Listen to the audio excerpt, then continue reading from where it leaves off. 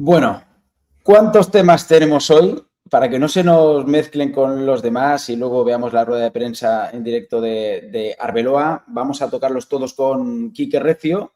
Aparte de lo deportivo, Quique, ¿qué tal? Muy buenas de Madridismo al día. ¿Cómo estás, tío? ¿Qué tal? Muy buenas, Miguel. Pues con muchas ganas de comentar muchas cositas, que tenemos un surtido variado de Joder. actualidad. Es que, tío, pues es que ha hablado Mourinho, es que se han cumplido 3 años de lo de Negreira y ahora vamos con un par de documentos muy interesantes, sobre todo con lo que ha avanzado, con lo que ha publicado a través de Ramón Álvarez de Mon esta mañana, del analista arbitral del Barça, y cosas ahí que no encajan. Bueno, no encaja nada en lo de Negreira, ¿no? Claro. Pero esta es otra de esas flagrantes y luego iremos al tema deportivo a ver si Arbeloa y en la previa, además, del partido que más ha marcado Arbeloa en esta etapa como entrenador del Real Madrid, el reencuentro, digámoslo así, con el Benfica, con Mourinho, se ha encontrado un poquito la clave, sobre todo en ese centro del campo, en la sala de máquinas del Madrid.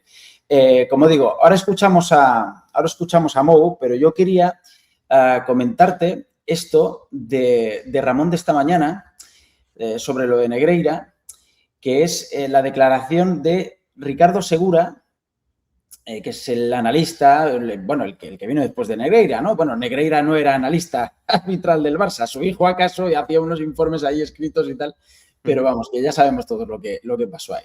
Bueno, pues es Ricardo Segura, que decía esto en su declaración. Lo vamos a escuchar antes que a Laporta, para que en aquella famosa rueda de prensa de Laporta, para que luego comparemos las cosas y de nuevo veamos una contradicción más en este asunto. Cobra mensualmente, cobra semestralmente, por esta función me refiero. Yo tengo una remuneración que es por temporada y bueno, y cobro mi minuta pues mensual, salario mensual. Esta Fiscalía está yendo muy claramente, ¿vale?, hacia lo que os digo, y está yendo de manera bastante ordenada. Independientemente de que en un mes el Fútbol Club Barcelona pueda jugar 5 partidos de Liga, 3 de Champions y 2 de Copa. Sí, independientemente. Claro, cobra un fijo. ¿Qué dijo Laporta en aquella famosa rueda de prensa? Y yo creo que también lo dijo en la testifical. Incrementó el último año pues porque hubo más trabajo, porque hubo más informes, porque hubo más competiciones y mira, evidentemente a un precio de mercado se incrementó el cómputo global de aquel año, de la temporada 9-10. Cobra.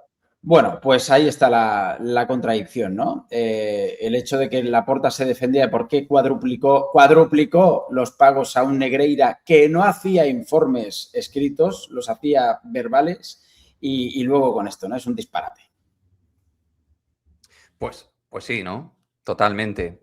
No encaja y ojito, porque una cosa es que tú digas lo que digas y lo que dices en una rueda de prensa, y otra cosa es en sede judicial. Ahí la jueza habrá ido tomando sus apuntes.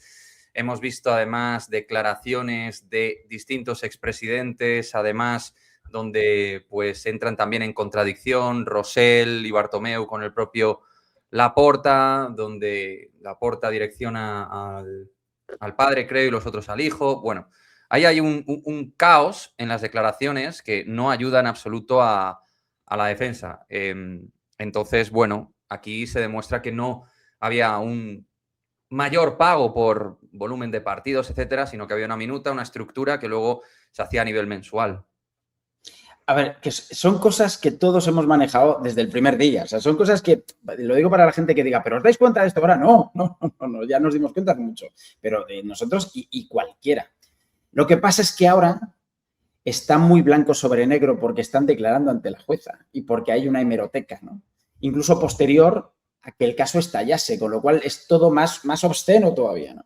Bueno, y hablando de cuando el caso estalló, se han cumplido esos 3 años, ¿no? 3 años, que se dice pronto, tío. Recuerdo que además yo también estaba aquí al otro lado del charco y además me pasó lo mismo, ¿no? Me levanté y dije, ¿pero qué ha pasado en España? Y recuerdo que aquel día, aquel famoso 15 de febrero, se manejaba solo la cifra de 1 millón y pico. Acuérdate que luego empezó a subir. No, es que le han pagado más porque fue durante más años, ¿no? Aquí se habló que durante unos años era 1 millón y pico, ¿no? Bueno, pues esto es como lo de las Torres Gemelas, ¿no? ¿Dónde estabas tú aquel día? Pues resulta que hablando la gente de la cadena SER, bueno, los que destaparon el caso, ¿no? Cadena SER Barcelona.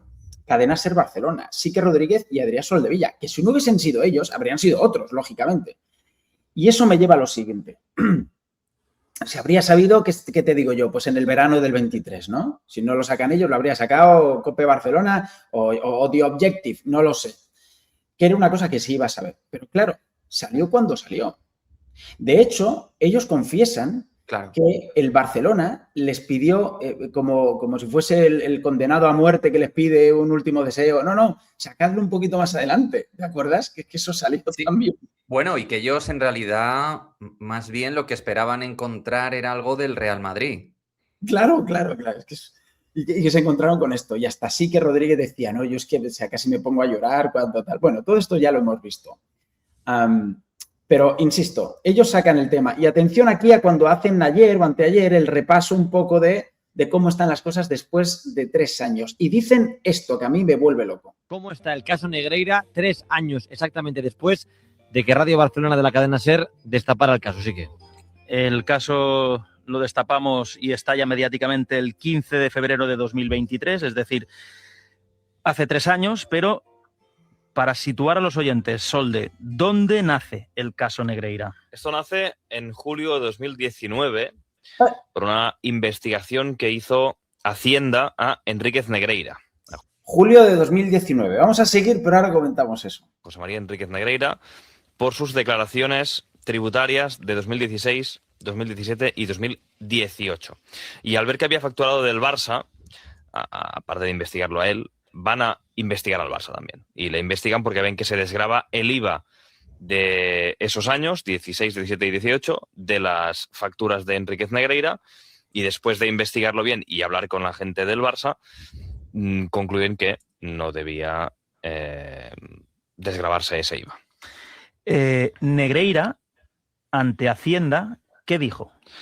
Pues dijo que nunca había hecho ningún informe para el Barça, que sus trabajos eran verbales, que el Barça le pagaba para estar tranquilo, para tener a alguien conocido en el comité técnico de árbitros, para tener, esa frase que se ha hecho famosa, un trato neutral, para que no le perjudicaran al Barça. Que es lo mismo que nos dijo Enríquez Negreira a nosotros, a la cadena SER, cuando contactamos con él antes de explicar la noticia. Síntesis, es lo mismo que declaró ante Hacienda. Claro, esto que aparte, no nos vamos a centrar en esto último naturalmente, que ya todos lo sabemos y que en un mundo normal esto ya sería, pues ya está. O sea, como un club que le paga a un jefe arbitral para que sea neutral, o sea, ya está. No nos centremos en eso. Es lo de julio de 2019. Tú imagínate que un The Objective de la vida o un El Confidencial, en ese julio de 2019, alguien de Hacienda de un chivatazo, ¿y sabéis que estamos investigando al Barça por esto y esto nos ha dicho Enríquez Negreira? No habría prescrito. No habría prescrito. Claro. No, y bueno, hay una cosa ahí también muy importante que se ha ido desmenuzando con el paso del tiempo, ¿verdad? Que tiene que ver con el beneplácito y el compadreo de medios de comunicación. Tapando, claro. Se sabía. Esto, concretamente, bueno, no sé si fue David Bernabéu, otro periodista muy made in Barça, pero que se sabía. Entonces, al final todo esto se tapa, el tiempo que se tapa de manera interesada hasta donde se puede. Y efectivamente tú das con la clave en materia de prescripción, porque cambia mucho la película. No, cambia totalmente la película. Toda. Pero yo no sé, tío, Quique. Mira, hablaré con Juan Luis Martín de Pozuelo y con gente profesional del derecho. O sea, esto me pilla un poquito así de primera para comentar tú y yo, que sabemos lo que sabemos, pero no sé, por muy ignorantes que seamos en el mundo del derecho, es que es una cosa, tío. O sea, vamos a ver, si para ese entonces un periódico lo saca o digamos que Hacienda dice, un momentito, esto trasciende, lógicamente, como vieron que trascendía de una mera inspección de Hacienda, pues ya luego empezaron a activar todo ese mecanismo legal, tal. Claro, pero si se empieza a investigar en el 19, ¿cómo es posible que salga 4 años más tarde y ya prescrito? Que luego, aparte del compadreo de medios de comunicación, está lo de Albert Soler, que lo sabía. Al Barça le empiezan a preguntar, en el 21. No había prescrito todavía. No, de hecho al Barça le empiezan a preguntar antes, desde bastante antes. Laporta es elegido presidente en la primavera del 21. No había prescrito. Albert Soler ya le preguntan por esto, Fiscalía creo que es, en el 21. No quiero decir las cosas de manera inexacta, creo que es Fiscalía, a lo mejor era Hacienda. Pero claro, todo esto pasa de una mera inspección de Hacienda a empezar a desarrollarse como un caso que luego, pues ya a día de hoy estamos en la fase de instrucción y tiene sus plazos. Pero aquí yo creo que hay una flagrante dejación de quien sea porque esto terminase prescribiendo, tío. Claro, y con la sensación que nos quedamos tras el término prescripción es los que consumimos fútbol, los que estamos dentro del mundo del fútbol. ¿Cómo va a quedar esto? ¿Qué consecuencias va a haber? Debería tener consecuencias, porque obviamente estás creando un tremendo agravio comparativo y no solo eso, sino un punto de inflexión dentro del fútbol si esto queda en nada finalmente. Tiene que haber consecuencias. De no haberlas, ¿quién te dice a ti que en el futuro este mismo club u otro pueda hacer acciones similares? Claro. Entonces, Sí. yo creo que ahí está un poco el quid de la cuestión. ¿Qué es lo que va a pasar? ¿Y pasará algo? Esperemos que sí. Mira, esto, el dossier este famoso del Madrid a la FIFA, que yo no sé si la ha entregado o yo no la ha entregado. Sí, sí. Es decir, estas cosas deberían estar incluidas o debería la FIFA saberlo. Yo creo que lo sabe, lógicamente. Debe decir, oye, ¿sabes qué? Mira, esto prescribió administrativamente, al Barça no se le pudo meter mano deportiva / administrativamente, porque esto ya se empieza a saber en julio del 19, no había prescrito todavía, lo dejan pasar, tal y cual, no sé qué. Y luego al Barça no se puede hacer nada porque la ley en España está de esta manera. En un mundo normal, el máximo organismo del fútbol mundial diría, vamos a ver, a esta gente objetivamente se le tendría que haber sancionado porque se sabía en los plazos en los que se sabía. Esto tiene que acabar como tiene que acabar y me quito la fase judicial en la que estamos, que es la vía penal. Me quito eso. En la fase administrativa no solo aplica la ley en España, sino los organismos supranacionales del fútbol, UEFA y FIFA, para meter mano aquí, macho, aunque sea con pasado mucho tiempo, porque para ellos no habría prescrito. Esto para ellos no ha prescrito. Y vamos a ver efectivamente si tras sentencia, etcétera, UEFA, FIFA actúan y cómo actúan, ¿no? Luego están se habla mucho de las relaciones que ahora aparece, ¿no? Que puedan haber el entendimiento Real Madrid, UEFA, FIFA. Es que Sí. esto, o lo que el Barça también ha conseguido, ¿no? En sus relaciones con Ceferín, en teoría y tal, es que más allá de eso, es que tiene que haber decisiones contundentes y serias. Porque si no, nos vamos a quedar con cara de bobos absolutamente todos. Absolutamente todos. Entonces, yo espero que pasen cosas a nivel deportivo. Tiene que haber decisiones deportivas. Claro, FIFA y UEFA al final, a la hora de actuar, dirán, vamos a ver cómo se procede todo esto a nivel penal, qué es lo que ocurre y actuar a partir de ahí. Claro, es que el actuar a partir de lo penal, el Calciopoli fue a los 8 años, el recorrido Claro, penal. ya. Pero Claro, sí, sí, pero no. es lo que se estaba comentando en su momento, que Ya. UEFA y FIFA no podían actuar en teoría sin que tuviesen, digamos, una base argumental a nivel de sentencia. Claro, claro. Lo que yo siempre digo, si la ley no hubiese estado redactada como está, si no fuese como es, la UEFA habría dicho cómo. Nosotros invitar a la Champions a un equipo al que le han descendido porque Tebas dijo que se le habría descendido si no hubiese prescrito, entonces habría cambiado todo el panorama. Pero Yendo por ese camino que estás yendo, añado, es que cada día se subraya y se argumenta también más que ha sido una terrible idea en cualquier sentido tener al Barcelona y a Laporta de aliado. Claro. Y obviamente todos sabemos que el giro, el rumbo de Florentino Pérez, pues viene por lo que viene. No viene por lo negreiril, viene por la Superliga, viene por ese trazo. Entonces, con el Barcelona no se puede ir ni a la panadería.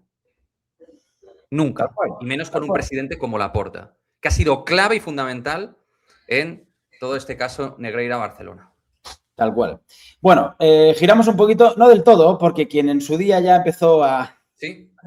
a contar cosas que descubriríamos en el futuro, como si de la película El sexto sentido se tratase, ¿no? Que nos iba anunciando lo que iba a ser el final, pues Mourinho. Lo que es que Mourinho no ha querido comentar ya nada más sobre Negreira, o sea, se negó en rotundo el otro día, y hoy le han ido por otros lados. Por el lado de ¿volverías al Real Madrid? Ha habido dos respuestas aquí y una cosa que creo que quieres añadir tú, muy interesante.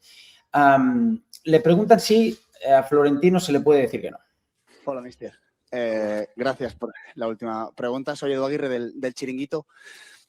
Dice que no quiere alimentar más los rumores o a la gente que dice que puede volver al Real Madrid. Bueno, yo creo que con esa cláusula que ha dicho de final de temporada, creo que hay madridistas ahora que sueñan con que usted vuelva al Real Madrid. Habló también de la buena relación que tiene con Florentino Pérez. ¿Se le puede decir no a Florentino Pérez y al Real Madrid, mister? Si se puede decir no, sí. Sí, se puede. Incluso usted le puede decir no a Florentino. Sí, se puede. Sí.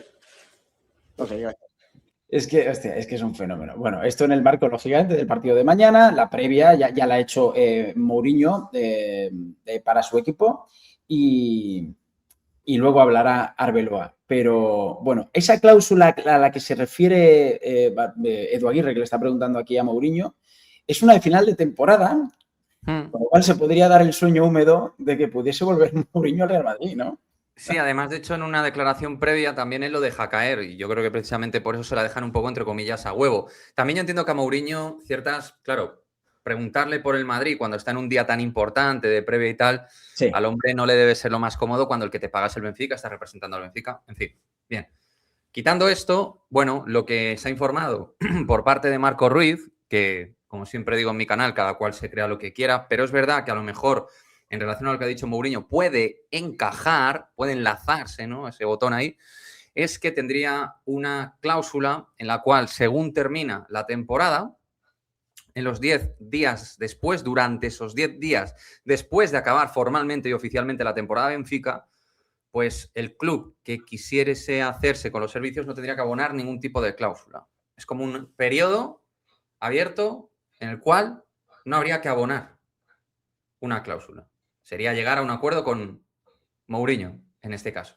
Y claro, ahí uno puede pensar que puede ser una ventana interesante siempre y cuando, pues, al equipo este año no le terminen yendo bien las cosas, que ojalá el Madrid consiga ganar los títulos y consigamos que Arbeloa estire proyecto y, oye, ya hablaremos de Arbeloa. Pero si no saliesen bien las cosas, claro, al final, Mourinho, Real Madrid, su experiencia, sí. Si buscas un entrenador top y encima no quieres ahí gastar mucho dinero, pues se te abre esa ventana. Ahí lo tendrías otra vez. Es que él ha reivindicado eso de, bueno, yo soy de los que me fui del Real Madrid cuando quise. Mira, que es una cosa que también hizo Capello, ¿eh? El primer año de las dos venidas de Capello, ¿eh? Esto decía también. Mira, yo debo ser de los pocos entrenadores que ha salido del Real Madrid sin ser echado. Se dice echado, ¿no? O despedido, ¿cómo se dice esta cosa? Cuando tú sales por tu propia decisión, no tienes que estar, ¿cómo se dice? No tienes que reprochar nada, no tienes que envidiar nada, no. Yo he salido del Real Madrid con la alma completamente limpia. No olvido nunca lo que me ha dicho el presidente José Ángel cuando yo he decidido de marcharme. Me han dicho, ahora viene el bueno, ahora viene el fácil, el difícil está hecho. Pero yo pensaba en aquel momento que era el mejor para mí, porque mi familia es la cosa más importante que existe para mí, y también el mejor para el Real Madrid. Cambiar después de 3 años duros, intensos, casi violentos, yo pienso que nos hemos separado en el momento justo e ideal. Todo lo que el Real Madrid ha hecho después solo me ha dado alegría años intensos, duros y casi violentos. Está muy bien esta declaración de Mourinho y además es muy interesante porque nunca habló con esta naturalidad de su salida del Madrid, ¿no? Pues es que en 1 minuto y pico, Miguel, José Mourinho ha resumido perfectamente lo que fue su etapa final, lo que dejó, el pozo que dejó, porque también comenta, ¿no? De alguna manera, en palabras de José Ángel Sánchez Florentino, un poco que lo difícil ya lo hemos hecho. Ahora, entre comillas, lo fácil. Es decir, él llega en un momento tremendamente duro con el Barcelona como estaba, temas negreirales aparte, y él tiene que pelearse deportivamente con un Barcelona superior en ese momento al Real Madrid. Mucho desgaste, desgaste propio, desgaste de vestuario, desgaste que llegó incluso a cotas más altas. Y él entendió ese contexto y entendió que era, y yo estoy de acuerdo, en su punto final. Luego llegaría Ancelotti, después Zidane, pero con él se ponen las bases competitivas de un Real Madrid que en Europa, él llega a 3 semifinales, que ya sé que no son títulos, pero el Real Madrid venía de 8 años sin pasar de octavos. Ojo, o sea, dato.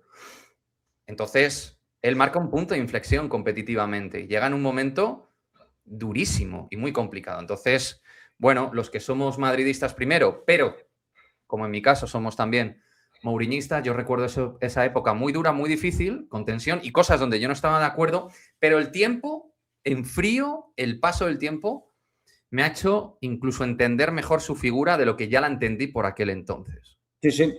A mí igual, ¿eh? A mí igual. Bueno, pues mañana nos enfrentamos a este hombre y el Madrid está...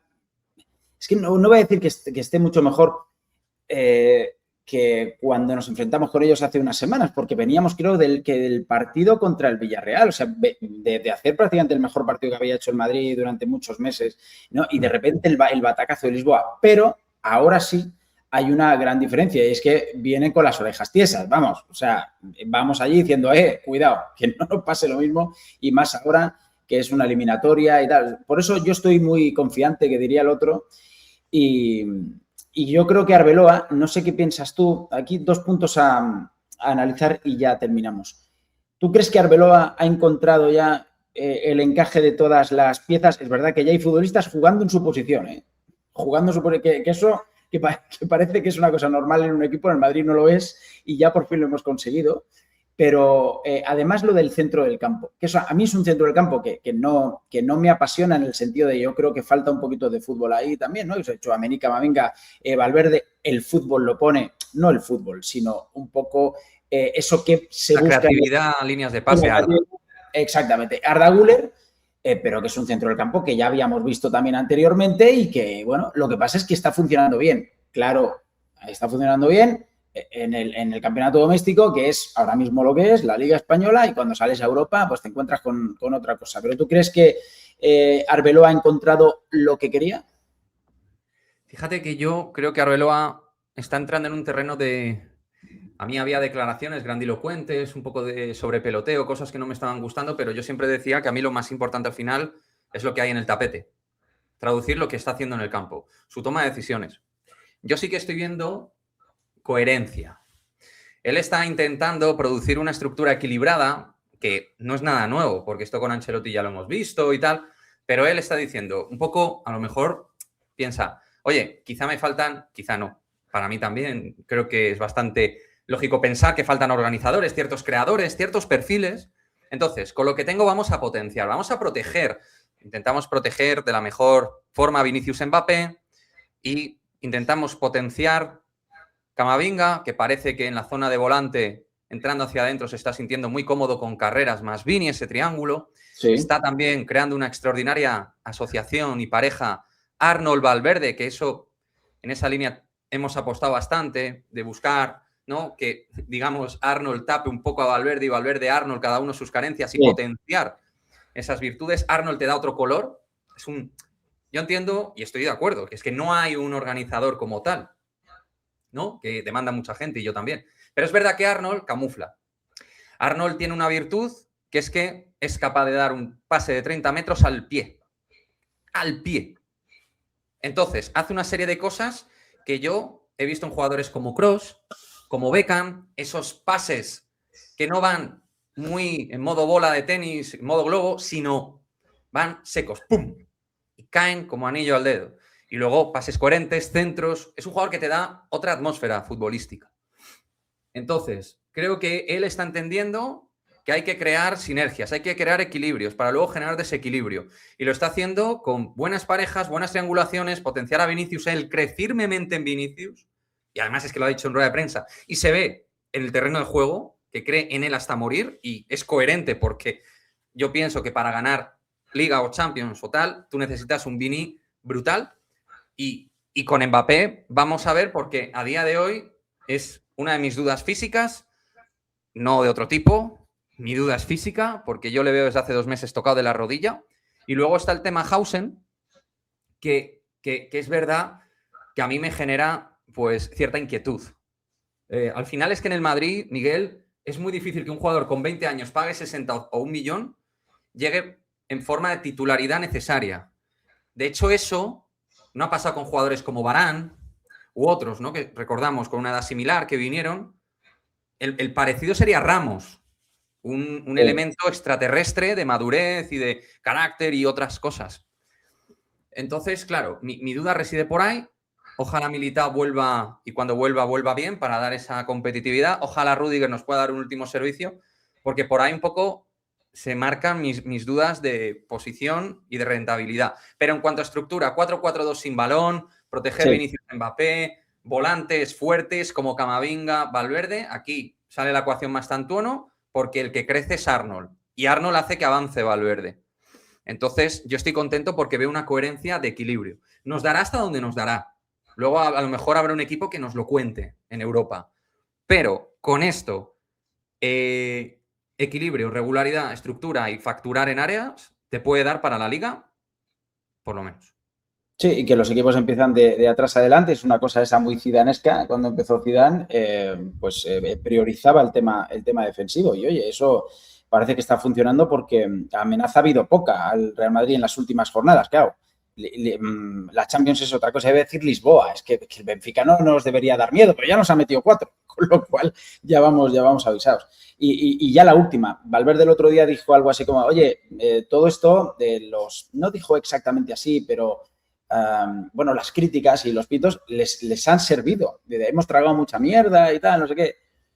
A ver si aquello sirvió realmente. Es que yo creo que las llamadas de atención a este grupo de jugadores y luego la cera que tuvieron el otro día, o sea, que al Madrid se le ha explicado de varias maneras el socio y el aficionado que por ese camino no podían seguir. Y aunque la cosa no sea muy perfecta y a lo mejor pues termines esta temporada sin el Madrid que ideal, ¿no? Y habrá que hacer reestructuración en verano y tal, pero estamos en una posición ahora mismo en la que Liga, la Champions lo veo mucho más difícil, pero la Liga se puede conseguir. Mira cómo está el Barça también.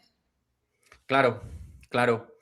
A ver, yo pienso sinceramente que es muy difícil concretar realmente, porque no estamos en el vestuario, si los pitidos sirven o no sirven. Yo lo que he visto históricamente es que hay cierto sector del socio y del aficionado que se expresa mediante pitada. No es nuevo, es normal, pasa en todos los clubes, desafección, cabreo. No es una anomalía de Matrix. Quien lo hace anomalía de Matrix normalmente es porque se quiere dar golpes en el pecho y demostrar que es más madridista y muy madridista. No, o sea, ese punto de repartir carnets, porque tú no... O sea, yo creo que esa gente es igual de madridista, pero lo manifiesta diferente. Entonces, habrá jugadores que yo creo que les sirva, a otros no. O sea, cada uno será de su padre y de su madre, pero yo creo que es algo bastante normal. Lo ha comentado Valverde, lo ha comentado Tchouaméni en su momento, más jugadores, en fin.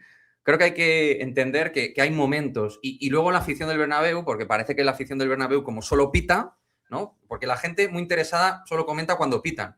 Pero hay mucha gente luego, mayoritaria, que cuando ve el esfuerzo del equipo, claro, las ganas, el fútbol, te aplauden, te llevan en volandas. Es un estadio complicado. Puede ser el más complicado, seguramente es el más complicado. Y es un poco ese Coliseum romano, pulgar arriba, pulgar abajo, pero siempre ha sido así. Siempre.